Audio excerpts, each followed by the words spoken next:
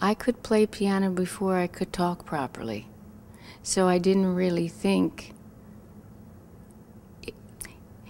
I think when you're such a young child, it's not so,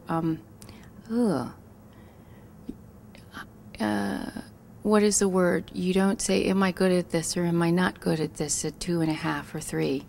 You just gravitate towards that which makes you feel safe and intrigues you.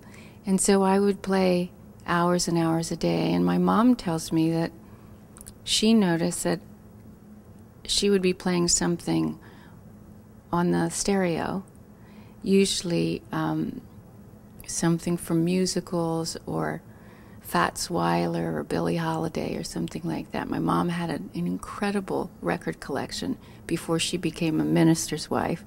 She thought that she was going to, I don't know, teach literature, and music and literature for her went hand in hand. So she kept her records, and when my dad scampered off to church, she would bring out these records, and they weren't religious records, not a one of them, of course, and just play me this wealth of music. And so I would play the music back to her. Everything I heard, I would play with both hands. And so my mom was probably my greatest friend, and she encouraged me.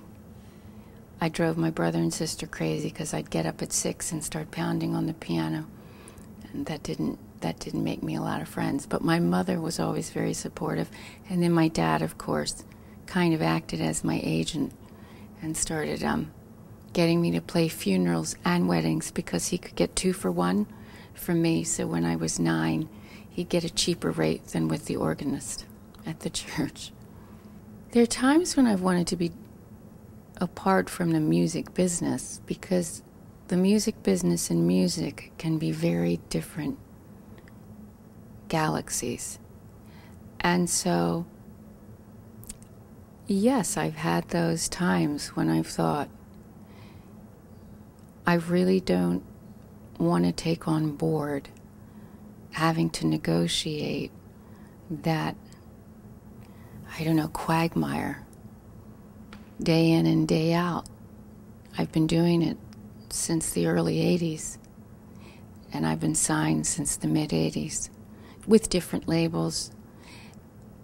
And yes, there have been months at a time when I've thought, no, I just want to find a way to love music again without having to negotiate that.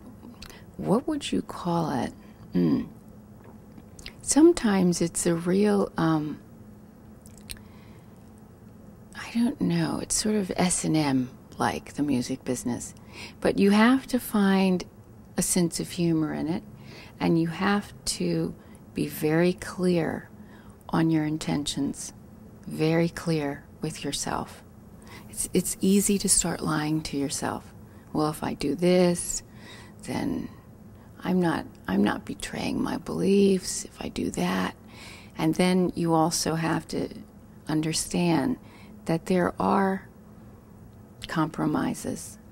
Of course, there are going to be things that you do that you might not be so crazy about, but you say, you know, I can have a good attitude.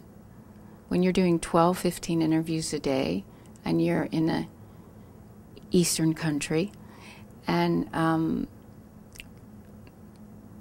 they might be asking you things that are below the belt. When I say that, I mean a European country, especially during the Bush years, and when Americans were really, really disliked. And there were times when it was a chore to have to do those, wake up and face all that hatred, being an American. But you learn, and you bring it back to what you believe in. And I think doing interviews is part of the tougher side of the music industry, because you can really shoot yourself in the foot, and you have to think fast on your feet, and you better know what you believe in, because they're going to find it out. and they're going to nail you to a cross. Well, my beliefs have developed over the years. I've been influenced by traveling. I've begun to find my own unique spiritual perspective. It's influenced by the Native American path, and I've been changed since I had my daughter. Becoming a mom made me more open to moving from a woman before being a mother to being a mother and a woman.